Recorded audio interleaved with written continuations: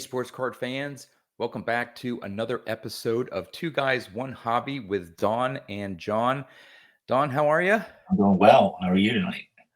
Oh, it's been crazy. Been having just posted a video. One in the last 2 weeks, was on a week vacation, nice and relaxing. But it just seems that with the new house and vacation and everything, in terms of my YouTube world, I've entered this like 2 month phase. It almost feels like where I haven't had much time to watch much videos or post videos, and I'm in this little like weird, I don't know, sense. But after the national, and when we finished, we're still trying to fix the house up.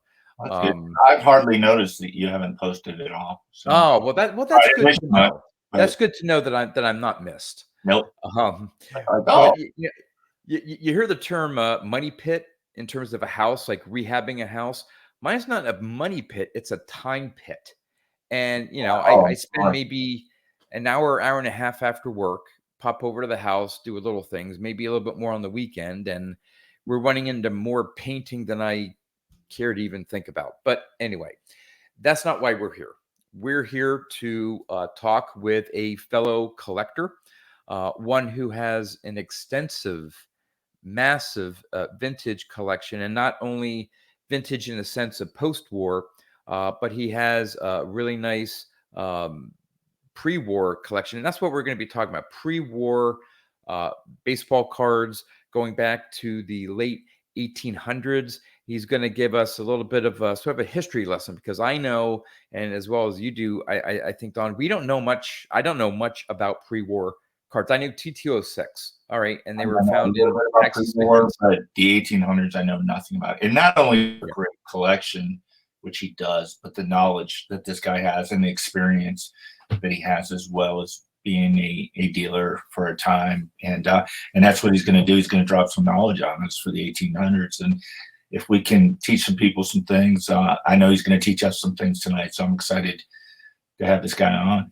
Absolutely. So let's introduce Orlando, a collector's dream. Hey, Orlando, how are you? Hi, John. Hi, Don. Hi, Orlando. Thanks for having me on. Oh, our pleasure. How much knowledge I'm going to drop on you, but we'll see. Well, before we get into pre-war baseball cards, obviously the big talk now is the National right around the corner next week. This time, actually, this is going to air Sunday morning. So a week after this drops, the National actually will be ending. So this is going to go right before the National starts. I'm excited to go out. Orlando, you're attending as well, I believe. Yes, I am. Yep. So we'll get to meet, I think, now for the second time. We met the first time last year. And I think maybe leading into this, I think we had talked about, I think, some of your maybe targets or cards that you may be interested in looking at the National are some pre-war cards. I'm always looking for some pre-war cards, mainly in the 1800s or some. There's a couple of T206s that I would like to have. There are some T206 cards that have a rare back that are the El Príncipe de Gales, that has it's an EPDG, and it has in the back, it says Havana cigarettes. Okay. And I was born in Havana, so I want to get probably maybe a Hall of Famer that says Havana cigarettes on the back of that T206. So that's something I've been looking for, but I did spend money on a big card, so I'm taking stuff to sell also. Okay. Now, I believe when it comes to T206, isn't the Ty Cobb back the rarest, and like the Piedmont Sovereign the more common, and then there's levels of rarity with the back? I've always liked the polar bear backs. Yeah, my favorite is the polar bear back, and I'll show you one of the polar bear backs just in case you don't know. Hold on 1 second here. This is the polar bear backs. And the difference between these and the regular backs is this came in the scrap tobacco. So it came with loose tobacco, not in the cigarette packs, but in cigarette tins. Hmm. and that's the Tris Speaker rookie card. So Really Right. I nice. want to show some cards, but I'd like to also talk a little bit about the history of the cards, Yep. because a lot of people have gotten into the hobby lately, and all they see are just modern cards, or they see some vintage. But vintage, when you talk vintage, you're thinking 50s and 60s, and it's very rare that you hear people talking about cards from the 30s and the 20s and going back further. Hmm. And one of the things that we talked a little bit in before I came on is the history of baseball and the history of baseball cards. And I really got into that because I was in the printing business. So I worked with a printing company that had big, today, two-story presses, humongous monsters that they print anything and everything on those things. And that printing process began back in the 1800s. And a lot of things that are happening today that have happened, just a quick story. If I tell you something like, there was a competition between a couple of different brands to see which one was going to be the dominant brand and which was going to take over. And then, it was one came up with some good stuff, the other comes up with some better stuff, and then they come, and then at the end, they merge together and become just one brand. That's what happened in the 1800s. Hmm. Similar to what happened with the Bowman and Topps.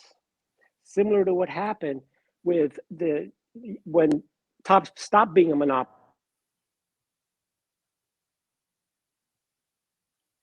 Orlando, Think I about think what's we may have, happening. yeah, we lost your audio there for a second. Now we're losing it again. Are Yeah. we connected? Now Now I can hear you. Okay, so when you think about, I like to tie things into what's happening, because a lot of times you think about what's going to happen in the future, and a lot of these things have happened in the past. And the hobby, you know, certain things seem to happen. It's like you say, look back in history and you can look at the future. So if you look at now what's happening with all the junk slab and all that area that's going on right now, all that stuff happened back in the 80s also. Hmm. But what happened in the 80s was when all these different brands came out in Tops, and then Upper Deck came out, well, Fleer and Donruss, and then Upper Deck, just kicked up the notch, kicked it up a notch. quality, yeah. Then Tops came back then Fleer came out with Leaf came out, the 91 Leaf. Then Top Stadium Club came out in 92, I think it was, and then 93, Tops comes out with Finest. All that stuff has happened in the past. So back when but the good thing is that it encouraged innovation. Yep. And when you look at all these companies and everything that happened in the 80s, it all came back to the best time in modern times of my collecting, which was the 90s era, with all the competition, all the innovation that came into the 90s is stuff that we had never ever seen before, from patches to autographs. One company up the other one and up the other one. You had tons of different companies coming in. Yeah, they oversaturated the market, but at the end, it really helped. And the bad companies left, and then it just kind of came back full circle to kind of where we're at today. Same thing happened with Bowman and Topps. So if you go back, and I'm going to go back to the beginning now, where the first cards came out were in the late 1860s, 1870s, and those were basically postcards. Most of them were postcards. The Cincinnati Redlegs was the first card. The Peck and Snyder, that card was a postcard. And a lot of the cards that came out that were from the original baseball, which was, Harry Wright and George Wright, were basically the people that started baseball and Abner Doubleday. But it really, George and Harry Wright were two brothers that were more cricketers. They played cricket, and they kind of switched over to baseball and built the first team. So in the 1870s, they were making cards, but they were mostly postcards. And then in 1886, Charles Goodwin came aboard, and he was a tobacco magnate. He built a. This guy was one of the richest guys at the time. He owned the biggest tobacco companies. He built a big mansion in New York called a castle called Calumet Castle, I think it was called, somewhere out in New York. And this guy, he bought out. He owned the biggest companies. He owned, of course, Goodwin Company. He owned the Old Judge cigarettes. He bought out Duke's cigarettes. So his competition was Allen and Ginter. And the first thing the first cards that he brought out were the 1886 N172 cards. And I'll show a little bit of those. But so they came out from 1886 to 1889. And essentially they were photos. I think they were called albumin photos that were pasted on cardboard in the back of the cardboards. And, this was a time that photography started, because before that, somebody's at my door. Hopefully, I don't know, we'll let it go. So it was like, they became from the tin types. They used to do pictures on aluminum tin, Yep. And then they began to do actual pictures, and they made them smaller, cut them smaller to paste on cards. So that's how they would make them. And they would insert them into the in the cigarette packs, actual cigarette packs. So what they would do is... Can I interrupt you real quick? Is Allen and Ginter a tobacco company, or was it a tobacco company? Oh, I didn't know that. Yes. Yeah. Allen and Ginter was the competitor for Old Judge, Gypsy Queen cigarettes, and Duke's, which were owned by Goodwin. Goodwin was the main guy. Allen and Ginter was the competitor. Gotcha. So to show you how they were put in, it was the card in the cigarette pack, and between it would have a redemption. The first redemptions. It was this little coupon. These little coupons. See, and you could redeem them for different things. You could redeem them for Old Judge cabinets. Someone's at my door. You redeem them for Old Judge cabinets, and it says on here, you could redeem it for an album, which they would send you an album with the cards kind of printed in there, or it says for 20 of these, you get an elegant cabinet photograph of any baseball player. And this one expires July of 1889. So it's expired. But, and then as far as the album ones, it would be 50, and you would get an album. And they had different albums that not just Allen and Ginter had albums, but Goodwin had albums. And they had baseball albums, different type of albums that you would redeem with all those little coupons that were in the cigarette packs. So he started with those from 1886 to 1889. In 1887, Allen and Ginter develops a new printing technique, and it was to actually print color on the cards, because before, remember, it was just pictures. Yep. So they started printing in color, and it was a process that's still happening today, but it was hand done back then. It's called chromolithography. It's the process they use to print chrome cards today. It was called chromolithography. So that's the interesting stuff that I just love about the hobby, how things come back. So, and that process involved, putting the ink, transferring it from a surface to another surface, and the oil and water don't stick. It's a pretty good. I explained it in I think my first video ever that I talked about that. So as the process is done, it puts the different color one at a time, one plate at a time. So Allen and Ginter developed that, but really in more of a crude way, because their card really had like a picture, but it didn't have the rest. The background was white. If you know the Allen and Ginter, the N28 cards. So the difference was that decided I'm going to one up this guy because he's my competitor, and now he's trying to one up me from doing my picture cards, because they called them picture cards, not, they were pictures. And he says, I'm going to one up this guy, and I'm going to come up with the same thing but even better.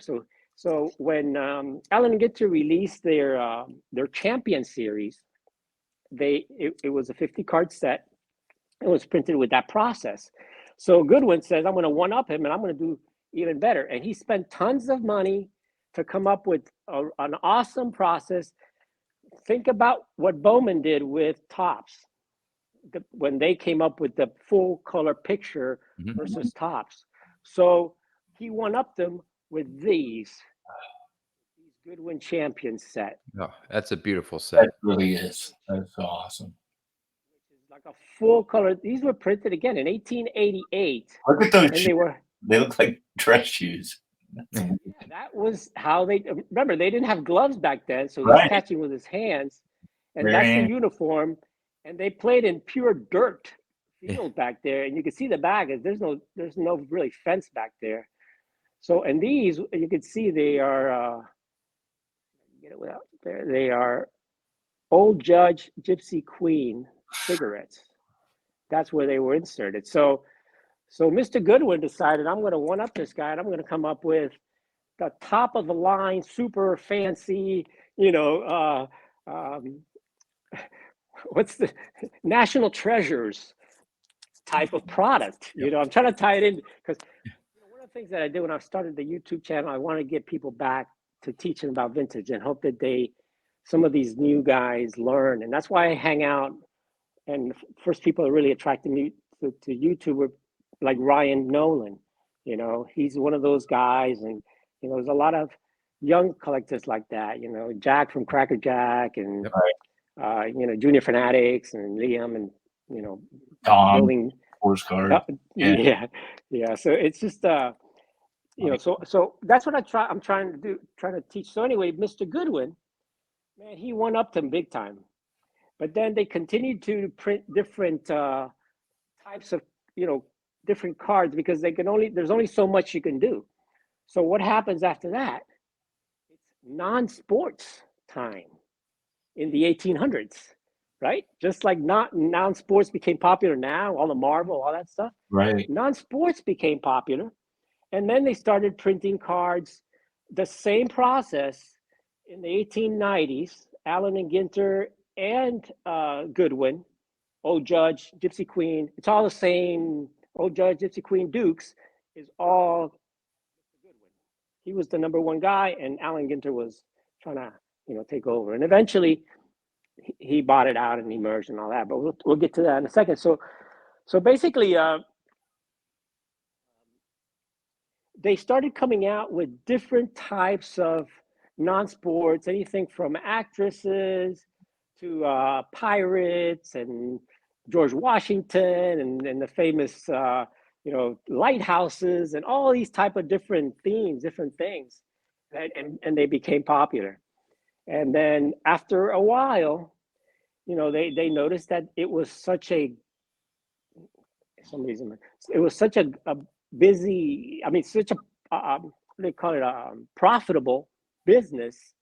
The tobacco business, cigarette business, became so profitable that they decided that they got together. There were the four guys that were really in charge of the entire tobacco, and Mr. Goodwin kind of bought them all out, and then he became the treasurer of the American Tobacco Company.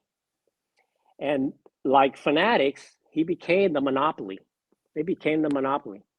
And then after the early 1900s, the only one that were producing cards at that point, tobacco cards, became the American Tobacco Company, the T206s, T205s, and those cards. And then they overproduced those. Believe it or not, those were way, way, way overproduced. And I got a little note. I'm going to share some numbers in a minute. But they overproduced all the T206s and T205s. And eventually, after a while, when we got past not even the 1920s, there were really no more tobacco cards being produced because the candy companies started taking over and competing that way and became caramel cards. So that's where you see the caramel cards, and that took over. And Cracker Jack, for example, they were starting putting Cracker Jacks in candy. I have a Harrington's card in ice cream. So the tobacco thing, I don't know exactly what happened there, but that monopoly didn't really succeed. So going back to the old judges, so that's kind of the little history of from when it started to the 1920s, briefly, and I try to tie it into what happened in the 40s and 50s and all that stuff, and of course, then in the 20s, most of the cards from the 20s are going to be oddball type, Rick oddball card type things, from Strip cards. yeah, strip cards, candy cards, tobacco cards, not that much tobacco, but caramel type cards, and those type of the exhibits, the postcards. If you look at the Lou Gehrig rookie, it really is a postcard more than anything. So a lot of those were happening at that time until, again, in the 30s. Then you start with the the Gaudis start coming in and all of that. Well, I know there's some Yuengling cards out there. That Yuengling's a beer company, but during Prohibition, I guess they were making ice cream. Yep. Yeah, Yuengling's was an ice cream company. Yeah, but it's a brewery. But they were making, they couldn't make beer, so I guess they're making ice cream. Orlando, you mentioned Duke's as one of the brands. That out of the ones you mentioned early on, that's the only one I never heard of. Are there cards made by Duke's? Yeah, they make a lot of the non-sports type cards. Okay. That's what you'll find from them.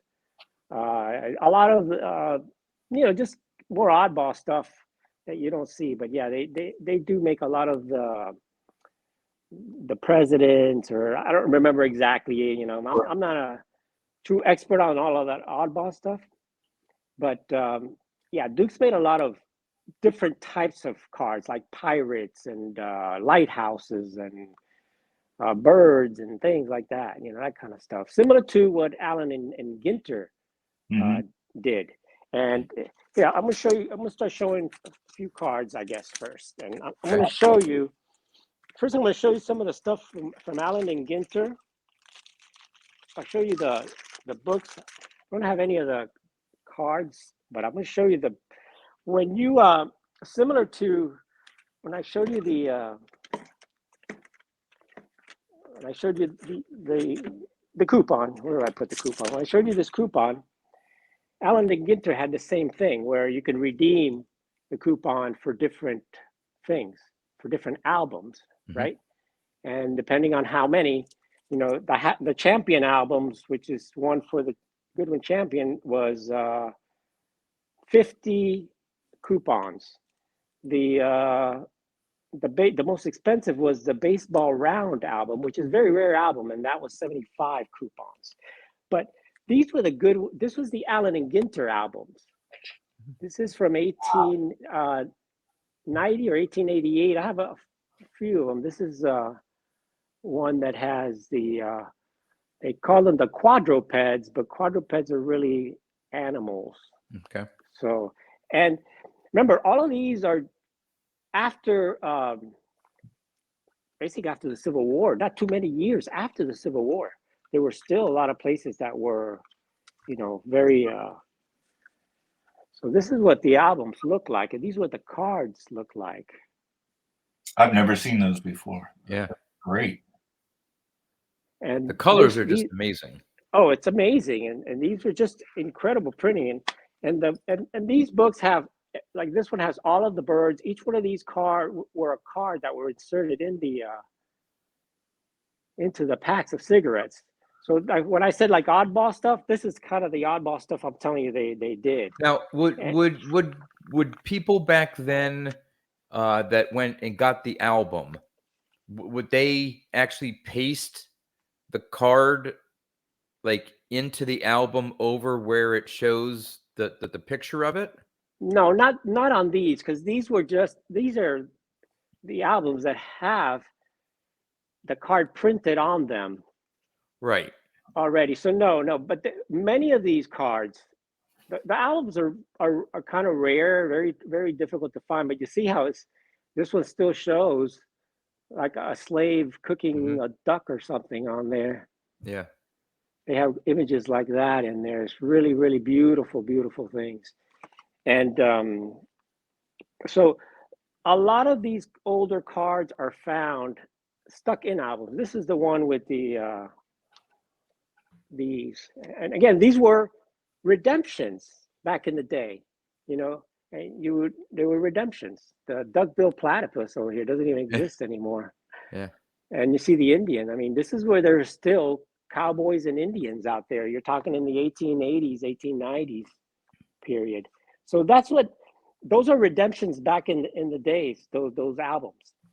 And Goodwin had the same thing, you know, to encourage people to continue to buy their cigarettes. They put these in every pack. You know, it's like you get a hit in every pack, and then you send them in to get those albums, whichever one you choose, depending on what you get. So back in the 1800s, the cards. Let's get into the cards. The first cards that were produced were the the Old Judge, and these were produced from 1886 to 1889. So like the T206 that was from 1909 to 1911, these were produced over a few years. And this is one of the higher grade cards you're going to find in that set. This one is graded at actually an 8.5. Wow. And, you know, I had a few more of these, but the problem with these is the picture fades very easily. So Yeah. I kind of got picky and just kept the ones that are in better condition, and some of the ones that I had some meaning, like this one here, and they're different. This is one of the older ones, and you could see that the Old Judge is up here. Yep. So it's a different version of this one. It's a different year. So it still says Old Judge, Right. Goodwin in the bottom here, but it's just a different looking card. So each Now, one is a little bit different depending on the years they came out. So this would be the oldest one and probably the oldest SGC slab you can ever see here. yeah. I've had these Now, cards for a long time, guys. Yeah. the old Judge set, wasn't that a fairly large set, if I'm not Yeah. mistaken? That set Maybe is not as big as huge. T206, but It's bigger than T206. okay. Much bigger than T206 because it was produced in different eras, different years, but they produced different versions of every player. So some players have up to 10 different poses, 10 different cards within that set. Okay. I don't know exactly the number. I don't think anybody knows exactly the number, but there's a few thousand different versions of the cards. It's Wow. something that you could never ever complete because some of them there's only one or two of those cards known to Now, exist, and is some it of them are very very rare. Like the portrait versions are extremely hard to come by. now? I think for some, if I remember correctly, some of the quote unquote action shots that you can actually see the string of the ball or something that you're pretending to catch or whatever. And if you look, depending on the quality of the Yeah, condition of the card, that you can see, like, yeah. yeah. I'm trying to look to see if this one has it, but I don't think this one has the actual ball. Okay. And this guy's just Yeah. standing there. But yeah, some of them you could see the ball hanging from the string because Yeah. in those days you had to pose, and you Yep. know it was one of those cameras that you know the lens was very slow in those days, so you couldn't move. You Yep. had to stand still and get the shot. You know, so it was Yeah. you know way back in the old days. So there's different versions of each player. The rarest one, the only one player, which actually was one of the more the best players in those days, Cap Anson, only has two versions of the Old Judge cards, and one of them is the in the uniform version, which is probably the rarest card out there. Um, I think there's less than 5 known to exist, or maybe even less than that. Much rarer than Honus Wagner. And then the other one that he's wearing the uniform, which is a more common, I mean, not uniform, he's wearing a suit Okay. and tie. And that Cap Anson version is much more common. And it goes the same with somebody like King Kelly. And one of the reasons I got into vintage was because I became a huge fan of King Kelly. And Mike King Kelly was Babe Ruth before Babe Ruth. He was the first real star. You could see how it says on there $10,000 Kelly. Can you see that? Yeah. He was the first big star. And if you have ever heard of the poem, the play, they made a play out of it, Casey at the Bat. Mm-hmm. Yep. That's Casey. That's Okay. Casey. And one of the YouTubers, Tan Man Baseball Fan, he also is into these, and he researched all of this stuff. And he actually has, and I've read about it too. The person who wrote the, and he has it in some type of writing, and he has some type of like little magazine. But the person who wrote the poem, Casey at the Bat, went to see King Kelly. He was not a baseball fan, but went to see King Kelly because King Kelly was the biggest star of the day. And the day that he went, King Kelly struck out, Yeah. went men on base and all that. So that's how he wrote the story. But just to give you a quick update on King Kelly, he was the biggest star of the day. He changed the rules of baseball. He was not only big, he was 6'2", about 235 pounds. He passed away early, 35 years old of pneumonia, but he was a party guy. He was a drinker, just like Babe Ruth. And he was involved with all the actors and actresses where he literally did vaudeville plays and things like that in the off season. And he was so famous that they would have, when he joined the Chicago team, they did a whole parade that took him from his house all the way to the field. Yeah. And it was the first pop song ever written was Slide Kelly Slide. And it was done after King Kelly. And the reason is because King Kelly was he was super fast. He was the 40-40, the Conseco in those days. He was powerful, he was fast. He was a little tricky and would cheat a little bit, but I'll talk to you about in a minute. But basically, this guy invented the hook slide.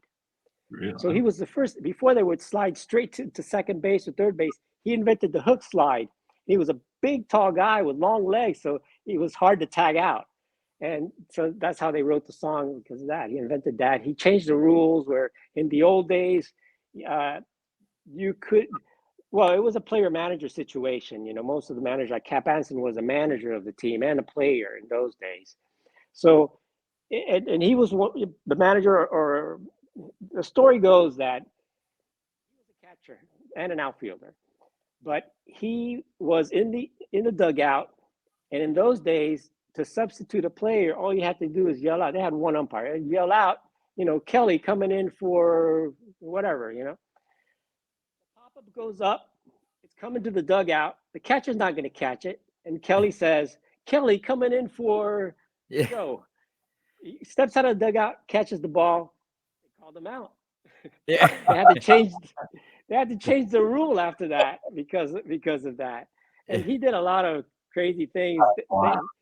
He was caught running from first to third, skipping second when the umpire wasn't looking, and things like that. And he was in the old days, you didn't have a car, you had a horse and carriage, so he would go to the game in a horse and carriage, and he'd have an entourage following him and stuff in the horse and carriage.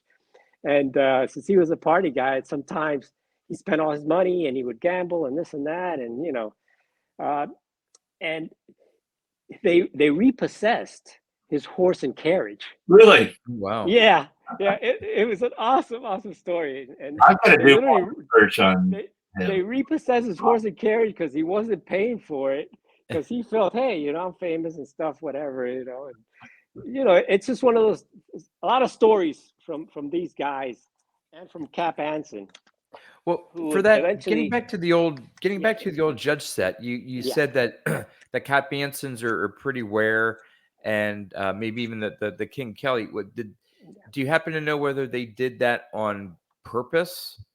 That they made them sort of like, again, in today's cards, like either short prints or chase cards, that they had well, all these different versions, but hey, yeah. everyone wanted a Cap Anson or King Kelly, so it would encourage more people to buy, to try to find one. Do you know if that You was the said one of case, or? the two was more abundant than the other one. I was Yeah, thinking, I mean they were all very tough to find. I would imagine when you had 1,000 card set, different pictures. Yeah. But so yeah, there are like for King Kelly, for example, 10 different poses. There are some poses that are very easy. You could find one. You'll see some of those at the National. Him Yeah. batting, holding the bat, and there's different versions of that. You'll see those around. You know, there's not a lot of them. I mean, I'm talking, less than 30 probably of each version exist.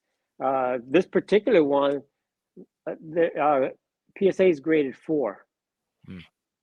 So that's it. And there's another version with the Boston, but the portrait versions are real tough to find because they just printed a few of them. Remember, they're pictures. They probably could print a big sheet of those, cut them up, put them in there, and that's it. How many of those survived? They may have only printed 100 of each. Who knows? Yeah. But there's definitely very few of them of any of those old Judge cards. yeah, It's not just that. There's some that are Hall of Famers. Radburn, a lot of those that are really tough and rare to find. So after the old Judges came out, then Goodwin came out with, and there's the Cap Anson with the champions, the Goodwin Champions set, and this was the one this came out in 18. Remember, the other ones were 1886. These came out in 1888, and this was to compete against these are the ones I showed you, to compete against the Allen and Ginter, and they just killed them, Yeah. And they ended up at the end taking over Allen and Ginter and taking over all of the tobacco companies, and they became a monopoly. And these are, they have the portrait version, and then this is the one I just showed you before, which more, this one is rarer because it's different versions of that. is that Kelly right there, Orlando? No, I can't see the name. I wasn't sure. No, the Kelly in these is my favorite card, and I've shown it a bunch of times. I just didn't want to show it again. No, It's the one that has the blue. Yeah. And take a look at my other videos. It's my favorite card of my entire collection is the Kelly. But I've shown it so much. I want to show different cards, sure. and I hadn't shown some of these before, so I want to show you guys something that you hadn't, that not everybody has already seen in my other videos. Yep. So then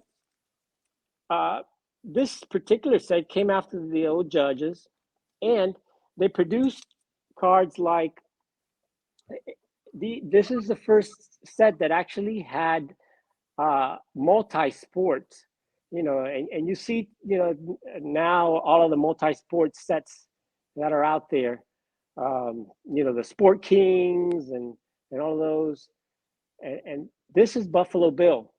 Yep. This is literally a playing days card of Buffalo Bill, and Buffalo Bill was, it says here, the champion of the Wild West. That's how he was the champion.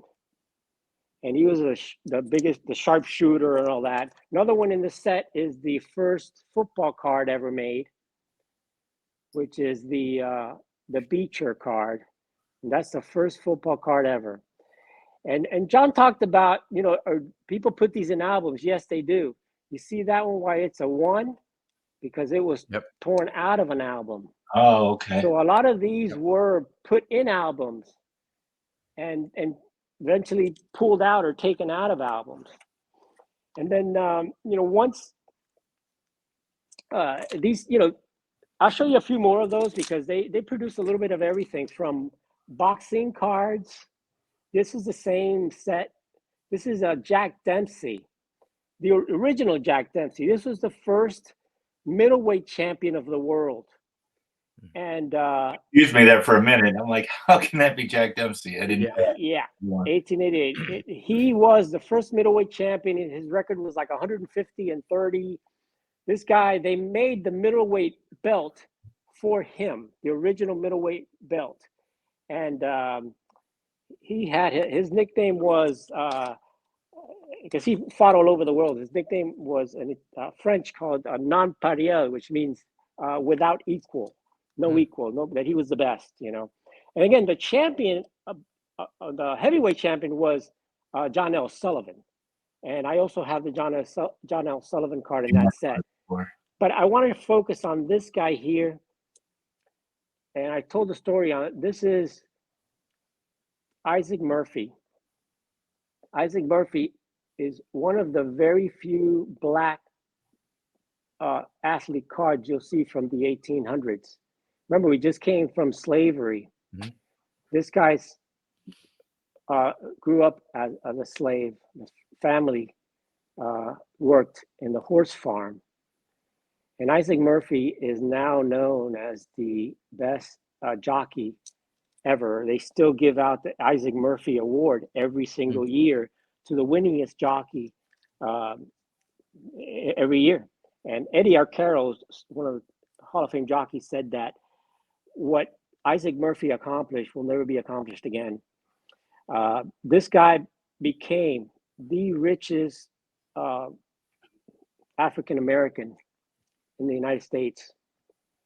Wow. He was the best athlete, and in my videos, I call him the Jackie Robinson of jockeys, because he had to fight.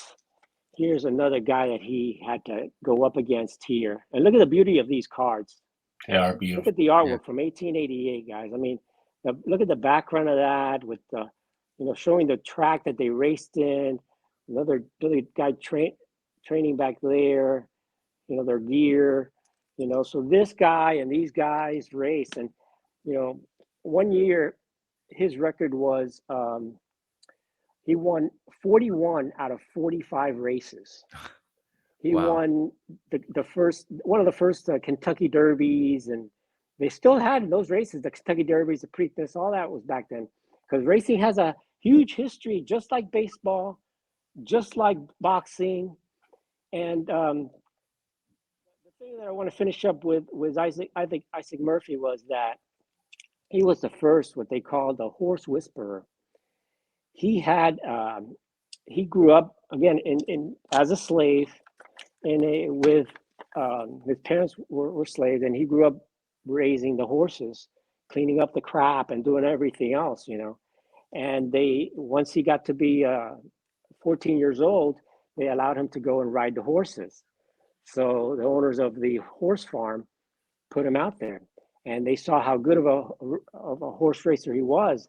He would pick the horses, and he knew which horses were good, which were going to race good that day, and all that stuff, because he raised these horses. He knew them. So he would go out there, and he dominated the sport. He was one of the highest paid athletes during that time. He made more money than John L. Sullivan, more than any baseball player, King Kelly. He was the highest paid athlete in that era. He ended up buying a big horse farm, owned the largest horse farm in Kentucky, became one of the top guys. I saw a picture of him that he went on this, he was invited to a clam bake with these huge people that had, I don't even know, the Rockefellers, all these big people that had tons of money during those days. And they show them out in a big field with a big round table, and then a big round table, and then a long, long table with a bunch of other people, all dressed fancy with suits and stuff. And Isaac Murphy is the only black guy sitting in the front table with all these other guys there. And he ended up, it's an awesome story of how he went from slave to being one of the richest men, not just black men, the richest men and the best athlete in the country. So, and that last thing about the Goodwin sets, it also has first tennis cards in there. So these are some of the first tennis cards. And that's how they played. It was lawn tennis in those days. And here's another tennis card. So once all of these different non-sports and stuff started coming out in the late 1890s, then different companies came in, like Mayo. And in 1894, this is 1895, this is 1894, Mayo cup plug. Let me show you this one that shows the thing better. Mayo cup plug, it says a Mayo club plug, came out with picture cards, which were a little bit nicer quality. They were bigger.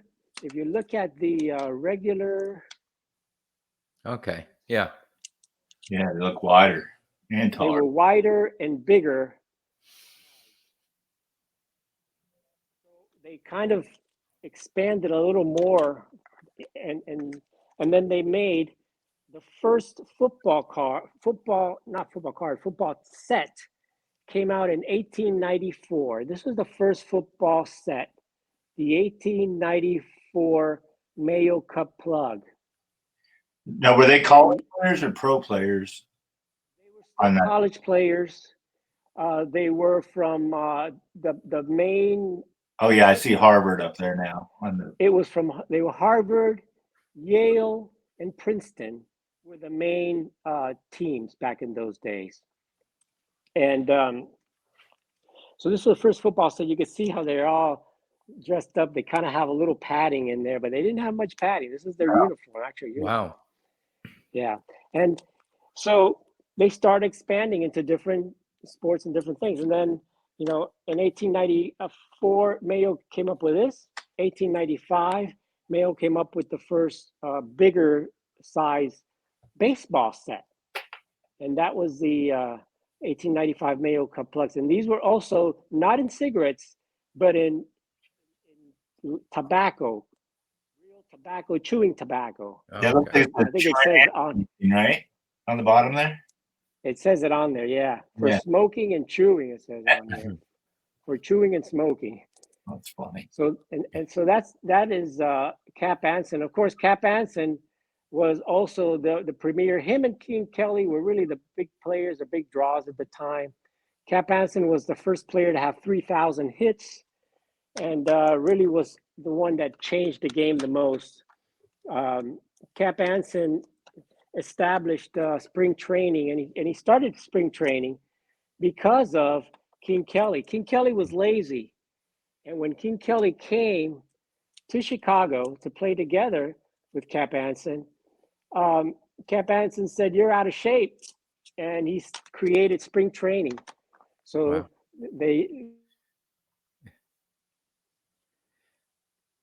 after the and then in the late 1890s and 1900 is when the big merger took place, and the American Tobacco Company was created, and Goodwin was the treasurer of the company, and he basically took over all the tobacco companies. We're one of the few tobacco companies left, really one of the first real tobacco cards with, kind of for the 1900, was the 1903 E107. And these were made by Bryce Williams. And these are very rare, and they actually have pictures of the player with the team. So that is a picture from Cleveland. So those were put in packs of tobacco? Oh, packs of cigarettes. Cigarettes, okay. Yeah, so this was kind of the last gasp as far as cigarette cards, cigarettes or tobacco cards. You can call them tobacco cards, but they were in cigarettes. Okay. So this was kind of the last gasp before American Tobacco Company took over, and then the monopoly took place. And to give you a few numbers, I kind of made a few little notes here. The old judges printed. There's PSA is 5,900. They've graded total cards 5,900 for the old judges between 1886 and 89. That's a total population. The Allen and Ginters were only 1 year, 5,400. Because Wow. Allen and Ginter wanted to come out strong, and they really did massive printing. The toughest ones are the Goodwin Champions. So only 1,400 of those have been graded total cards of those in the PSA registry, because those took a lot longer to make. They were more graphic, as you could see, with all the color. They were handmade, and it was a little bit difficult process. So those were kind of the premiums, the big cards back in those days. Now, are a And lot then, of SGC slabs too? The 1800s cards. yeah, a lot of them are going to be in SGC slabs. But with PSA and the registry, a lot of people have moved those over. So Sure. tons of those have been cracked out and moved to PSA for registry reasons and things like that. All of my good ones, I have the PSA set is all PSA. All of my good ones, pretty much, all of them are PSA. And so once the American Tobacco Company took over, what did they do? They were it. They were the monopoly. They were the fanatics at the time. So they began overprinting, overselling. They had no competition. So T206s, they went from printing 5,900 total PSA pop old judges to 270,700 T206 cards have been graded by PSA alone. Oh, wow. So think of those numbers, and you could see the huge amount that they printed. T206s are not rare. Yeah. And the ones that I looked up, I think those are only the Sweet Caporal and Piedmont, which are the majority of them. So when you're talking to the T206s, these cards are not rare at all. This is just a Rube Marquard, with the Piedmont back. There's hundreds of these cards of Rube Marquard out there, and with different backs. There's 17 different backs. Oh, wow. So with the American Tobacco, even though they were all different names, and this one, of course, is the one I showed earlier. So that explains to me why the same photos were used with different cigarette companies. They were all owned by the same company. I never knew that. They were all pretty, just different brands they were putting out there, but they were all the same. Just some more fancy than others. The EPDG that I told you about, those were rarer cards. The Old Mill, depends on those brands. They were not as widely distributed as the Piedmont or Sweet Caporal. So a lot of those were printed, and the brands, some people didn't buy the rare things like the Use It brand and those type of things. So I think there's 16 or 17 different backs.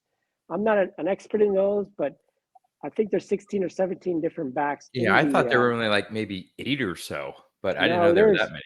Yeah, there's Lennox, and then there's a brown Lennox or a black Lennox, and there's tons of different versions. I'm not an expert on that, but a lot of it, the knowledge that I get it off of the Net 54. Some of those guys there are really, really awesome. They share their knowledge. They share all the stuff that they know, and it's just incredible knowledge. So and then so the T206s come out, in 1909 to 1911. Those 3 years, virtually are pretty much it. And then after that, 1911, they come out with the T205 cards. I like those better than the T206s. To me, these are my favorites. I love the T205s. The borders, the quality on those. T206s, I'll give you a number, 270,000 have been graded. T205s, 45,000. Wow. So it's a lot less. It's still a lot more than the 5,000 old judges or 5,000 Allen Ginter cards. But these also have different backs. And this is an honest long cut back. And that's Three Fingers Brown, Mordecai Brown. Yeah. Okay. I love this guy. He was an incredible pitcher. Threw an incredible changeup because of his three fingers. The other backs are this one here. This is Maddie McIntyre. Love that green and red together. I love that. Like Christmas. I don't know, but Yeah, I love it. I love these cards. And this one is Maddie McIntyre played with Ty Cobb. This is, look, you see how this is a 7? Yearman Yeah. 7? Miscut, right? Now, this one here is it's miscut just because on the back, it's kind of a cut on the bottom in the back. But this is a trimmer's heaven. This card is oversized. You know, in those days, everything was cut by hand. So you have cards that are different sizes. If you could, I don't know if you could tell. Oh, yeah. Look at the difference on size of these two cards. Yeah. We put this down. Here we go. Look at that. So you could see that this one is much bigger. Trust me, it's bigger because you see how this one doesn't even reach the top of the, and this is the standard size. You see it doesn't reach the top of that? This one barely fits in the holder. Yeah. How do these companies know if someone trimmed these cards or if they were cut like that in the early 1900s? How do they? You can tell. Here's a trim one. This one is trimmed. That's my Ty Cobb. It's altered. It's trimmed on the top. But believe it or not, it's the same. I put these together and I measured them. Yep. These two are exactly the same size. They actually trimmed it beautifully to the same size. The issue with this one is if you look carefully, and you won't be able to tell there, you can tell it's trimmed. It's kind of wavy, a little bit of waviness on the top, especially in the back. You could tell in the back that it's kind of they did a real a real bad trim job on the top of that thing up there. It was, you could tell it was.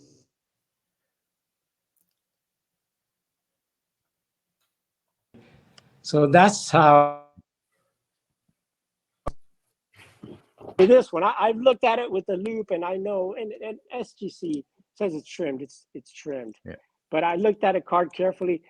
Somebody that really knows, you could tell if you look at it carefully. Even though this is the exact appropriate size, but with these cards, like I said, some of them are so much. Look at the backs. You can see by the back how much bigger you see the top of one versus the top of the other. Yeah. You know. So here, I'll show it to you again here. Yeah. So this one is just a huge card, oversized card. So a lot of the T206s and stuff, they were hand cut, you know. So that's the T205s. And, you know, and in between that, there were other things that were produced. And you saw these. One thing about this, Don, that I really like, you see how they're the different versions? Yeah. It's American League and National League. Oh, okay. And all the National League cards are like this. Yeah, the Christy Mathewson's like that. All of them are like this. All the American League cards are like this, with the bat and the things and the triangle in there. And there's another version which are the minor league cards. There are some minor league players in that T205 set, and those have a different, more ornate square. One and only. Oh, that's a beauty, though. That's a beautiful card. I love the T205. It's got this ink blob or whatever on the back, but I didn't care. Yeah. Don, is that a Piedmont back? No, honest long cut. Yeah. Oh, is that the most common one? No, that's one of the rarer versions, actually. Really? Yeah. The Piedmont and the Sweet Caporal. Piedmont, Sweet Caporal are these two. You can see it right on the bottom. Okay. And that's just because they were sold in that kind of that brand of cigarette. There's the Piedmont and Sweet Caporal. And then yeah, this is the honest long cut. It's actually, that's one of the rarer versions. Oh, I didn't know that. Yeah, so that's good to have. And you know, there's there's different other cards that were printed during that era. You know, 1910. You know, they printed different things like these. These are Hassan's. It's boxing. I have some boxing cards there.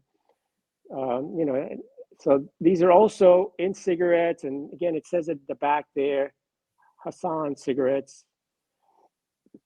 But in those days, the cigarette boxes were more bigger, wider than the other ones, you know. So that's kind of that's kind of a quick history, I guess, of that era. And of course, there's a lot of other from other countries that also printed some. And you know, I'm a Cuban collector, so this is the tobacco cards from Cuba. Wow. From 1909. Wow. The 1909. Let's see if I can hold it still. Cuban Cabanas.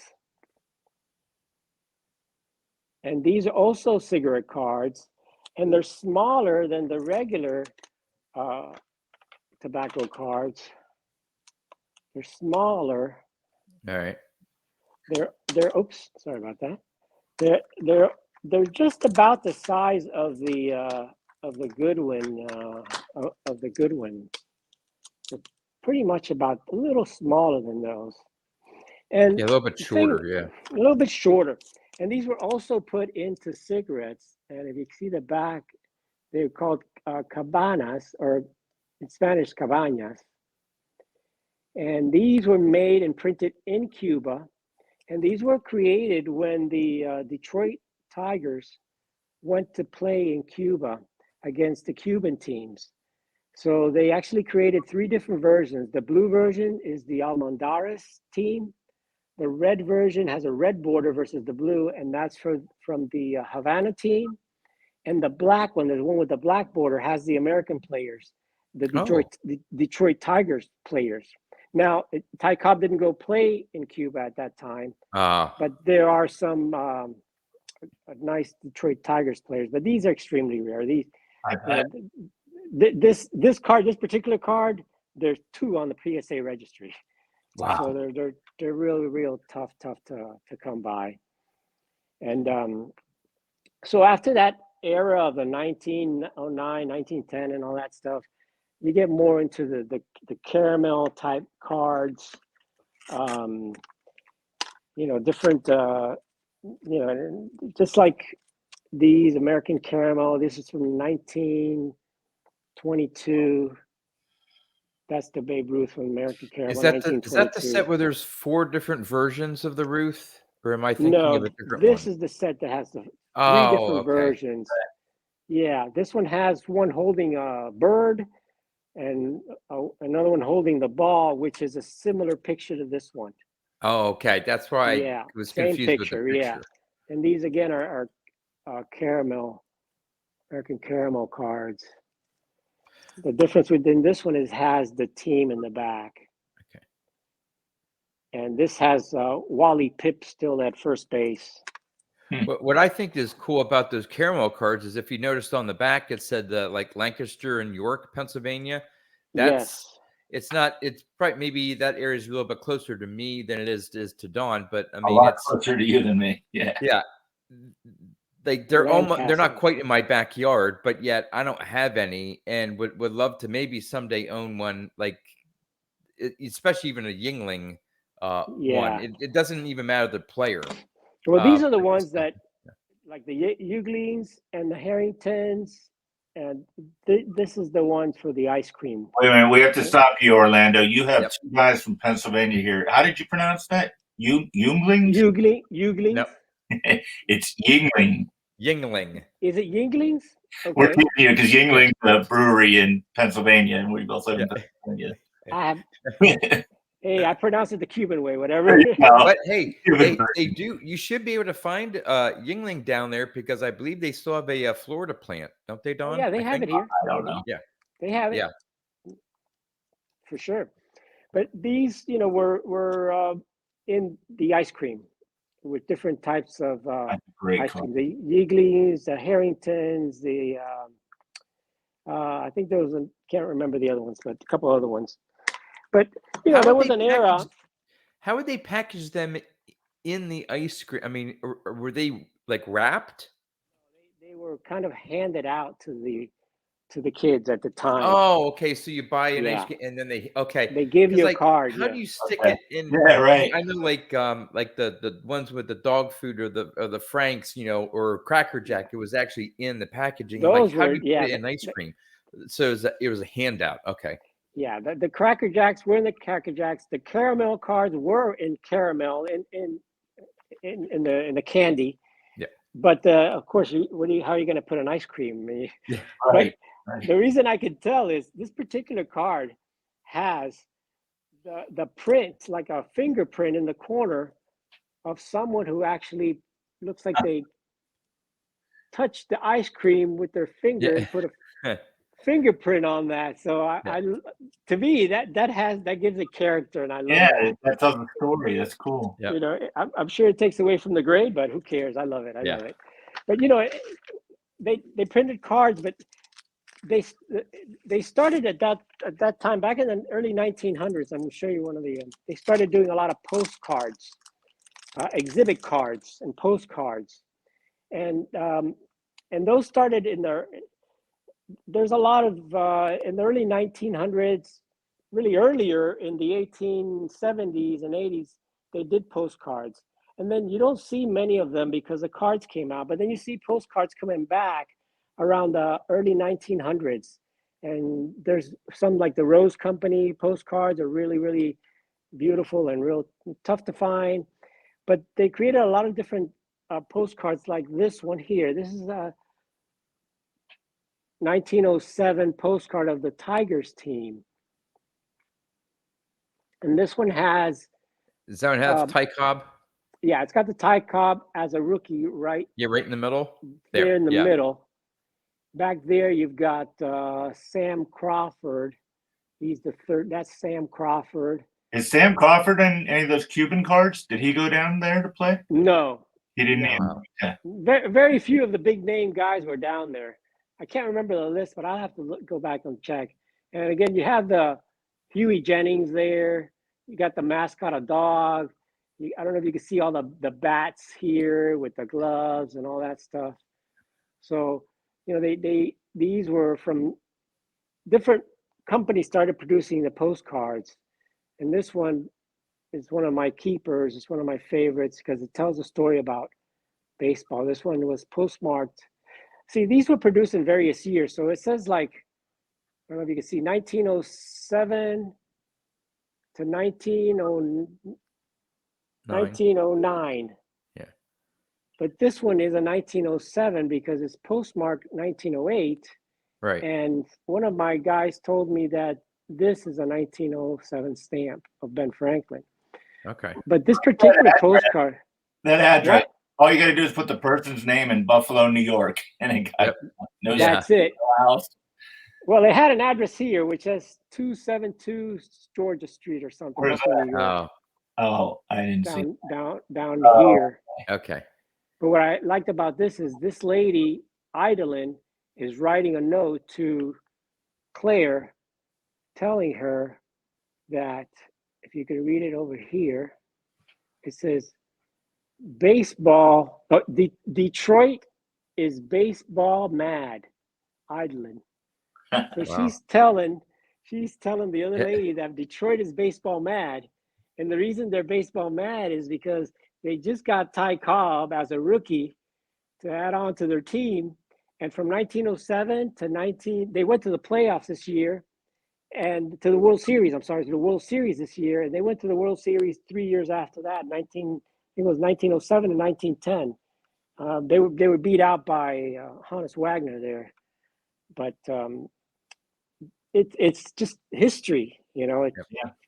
So they produced a lot of postcards in the 1900s, and then from then on, you start getting into more of the late 20s, which I was showing you there, the caramel cards and the different oddball cards, the strip cards, and ton of this. Just a lot of oddball stuff.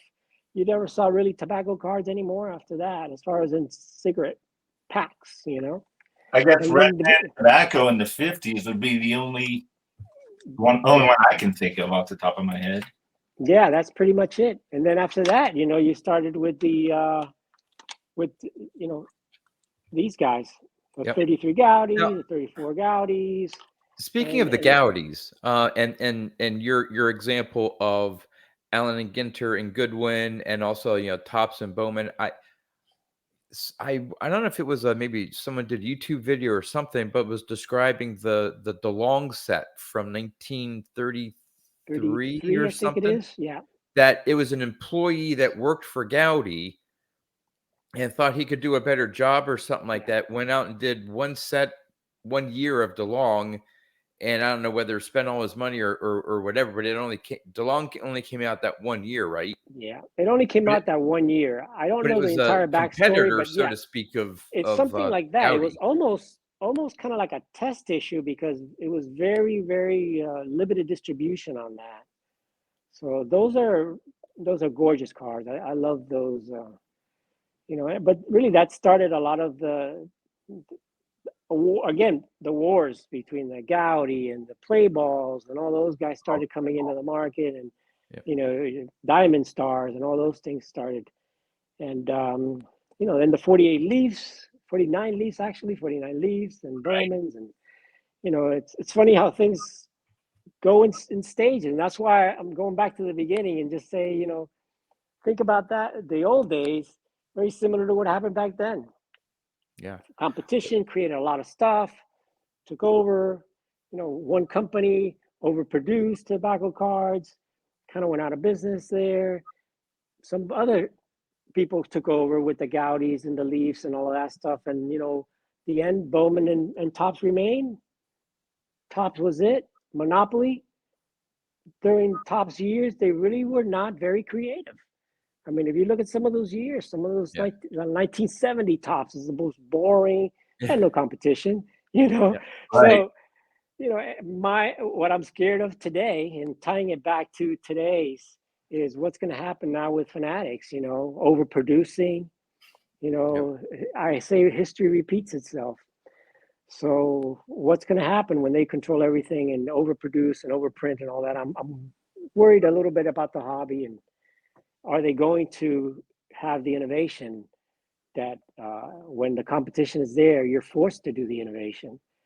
And the history Well, shows that was vintage will always be there. vintage always be there, Vintage but cars will always be and, around. and I'll always be with Right. vintage, you know. But I like to see some of that innovation. I like to see some new things happening in the hobby, and competition. In the past, it's shown that competition created all that, and all the advancements we've made in cars have been because of the competition. Yeah. For 20, 30 years, Tops was pretty bland. I mean, Right. just it was it. So it's just when I started doing the YouTube channel, I wanted to kind of draw in some of the younger collectors, and that's why when I go back and I talk about Ryan Nolan and things like that, and I'm lucky to be I'm rooming with him this year. He was the first real YouTuber that I really got to know at the National last year. And before the National, we had done a kind of a trade. We were going to do a trade deal, meet up at the National and do that. Okay. And that was just the best thing. And going back to the National, I was able to he gave me a plug there on his channel.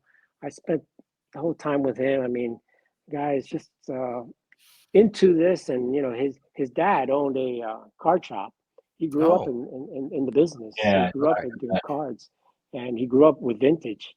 And he's kind of going through some of the phases that I went through. Collecting a lot of the 70s, 60s, 50s, and then kind of going back further because I realized, and I think you could realize that 60s and 70s vintage, even 50s vintage, is not rare. right. It's there it's everywhere. You can go, and you go to the National and you'll see more mantles than you'll ever see in your lifetime, and they're not rare. Yeah. But we go back and study the history of cards and the history of really of baseball and stuff like that, and it really gets you interested. I think people like Ryan and Steven, which is his partner, also collects a lot of the pre-war stuff too. And I wanted to share some of that with the younger collectors and let them know that there's other options, not just the new stuff that's out there. There are options, and learn about the hobby, learn about the history of cards and the history of baseball or football or whatever area of the hobby you like. And I think the more you learn, the more you will tend to go back into vintage. And I'd like to see a lot of these guys like Leon, Junior Fanatics. He's building the 59 set. Wow. And I love to see that kind of stuff. Yep. And, well, for those that are watching this video and are interested in pre-war baseball cards and that era that you've been talking about here, I will have a link to your channel in the description of this video. So definitely go check Orlando's channel out, and you can go through all his different videos where he talks about and tries to, like you said, educate collectors out there, especially the younger generation that are collecting more of the modern cards, and introduce them to this first generation of baseball cards that came out in the late 1800s. Some of us older guys learned some stuff too tonight. Hey, oh yeah. I've been collecting for a long time, and I learned a lot tonight that I didn't know about. So I appreciate it, Orlando. Thank you, Don. And I know maybe at some point as this sort of series that Don and I are doing here, as it fully expands, we'll have you back on again, and maybe we'll touch in a little bit more detail about maybe some of those oddball years, maybe after the early 1900s, get into maybe the strip cards and more of the caramel and ice cream cards and things like that leading up to Gaudy. Maybe we can make that a special focus as well.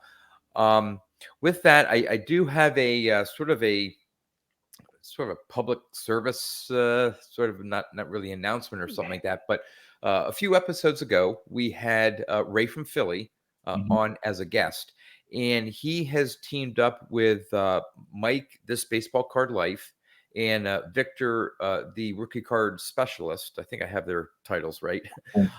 And for what, this is the fourth year, Don? Maybe I forget now. More than that, it might be up to 6 because I know Ray did it a few years by himself. Okay, they do an annual thing where they invite people to vote on baseball cards to be included in the YouTube Baseball Card Hall of Fame. And so I will have a link to that video, which explains, I think, the process, how you vote. I think they have an online. They do. Yeah, it's really nice. There's all the cards, and you just click on the cards you want to vote for. You can vote up to 10, I believe. Okay. Your email in and hit submit, and it's off. Yep. So again, I'll have a link to that video in the description of this video as well. So definitely go check that out. One, I think they have their own website put together where you can see all the previous cards that have made the Hall of Fame. A lot of them are vintage, but if I'm not mistaken, there are some quote modern cards in there as well. Correct.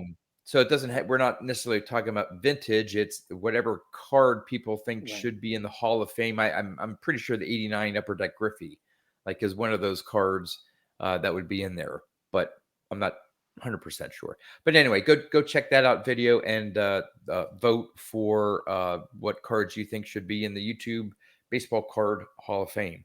So anything else, Orlando, to sort of wrap things up here? We really appreciate having you on and just the knowledge of that era of I've heard of some of those sets. I've seen some of those cards, say at the National, but I didn't know the actual background of those sets. And so that I learned a lot with that.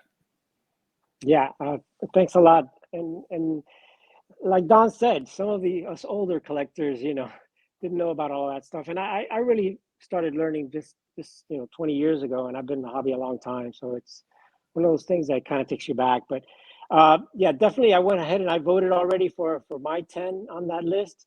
And I would encourage you to vote for the King Kelly Goodwin Champion card that's there. There you go. They've added some 1800 cards, so I'm pleased with that. Nice, nice. So I think Don, you're up for the next potential guest. Probably will not be until No, it's you because I did 2 in a row because you that moved is for new true. With management or everything I something. had going on, you did step up and did 2 in a row. So So it's you're up back on again. me. Probably won't be obviously until after the Nationals. So hopefully in I'm not sometime. busy. We can do it. That's no problem. Oh, well, you're not busy. Yeah, I may be. Orlando and I may be putting in our steps for the day, our 15,000 steps I wish I was. for the day.